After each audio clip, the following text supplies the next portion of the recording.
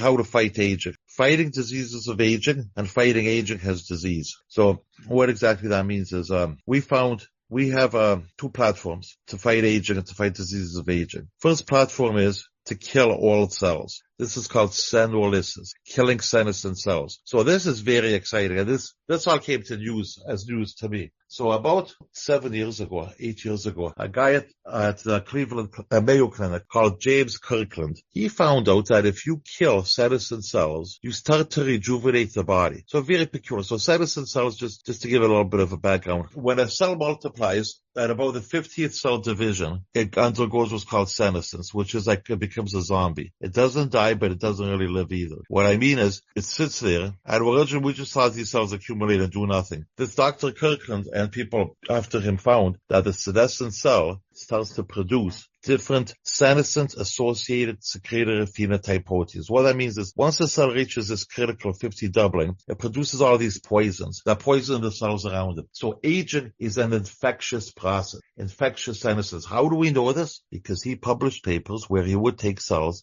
from mice that are a human equivalent of like 80 years old, and put those cells into the fat pad of mice that are human equivalent of 20. Those mice would start accelerated aging. They secrete inflammatory cytokines. Specifically, they secrete a lot of interleukin-6, interleukin-11, interleukin-23 receptor. These inflammatory cytokines induce accelerated aging by stimulating inflammation. Inflammation causes oxidative stress, causes activation of neutrophils, monocytes. Those things produce free radicals, which then tell the cells around the senescent cells, the young cells, they accelerate their aging. So it's the production of inflammation. And we know this because if you take senescent cells and you block these senescent-associated secretory phenotype proteins, then they do not accelerate senescence. But here's the crazy thing. In the major publication, I'm sure there's a lot, but in the major one that a lot of people cite, what they did was they measured grip strength of the mouse and ability to dangle from a structure. The older mice, they lose grip strength, just like humans lose muscle mass. When you would kill the senescent cells with what they call senolytic compounds, you would regain the grip strength. How do people kill senescent cells? They kill them with something called, the original one is a combination. You're going to love this. My life has been with all sorts of weird coincidences. The drug they used to kill senescent cells was a drug that my mom used. It's a leukemic drug called Dasatinib. And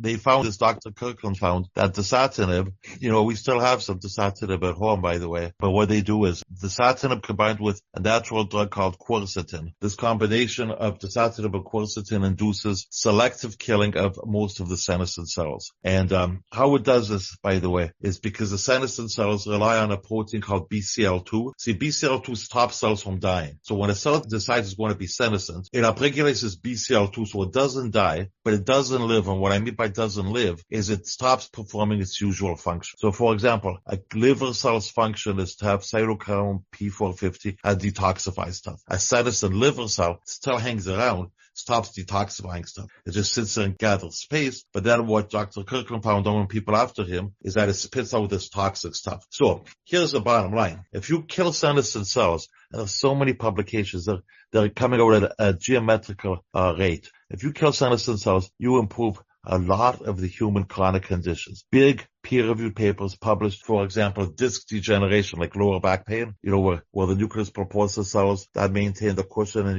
your disc, they start atrophying. A lot of that is senescence. If you give senolytic inhibitors, you prevent the onset and progression of disc degeneration. If you give senolytics to a mouse that you give a lot of alcohol, you prevent the cirrhosis. If you give senolytics to a mouse after a stroke, you reduce the infarct volume and you accelerate the neurological, the brain function coming back after a stroke is recovery.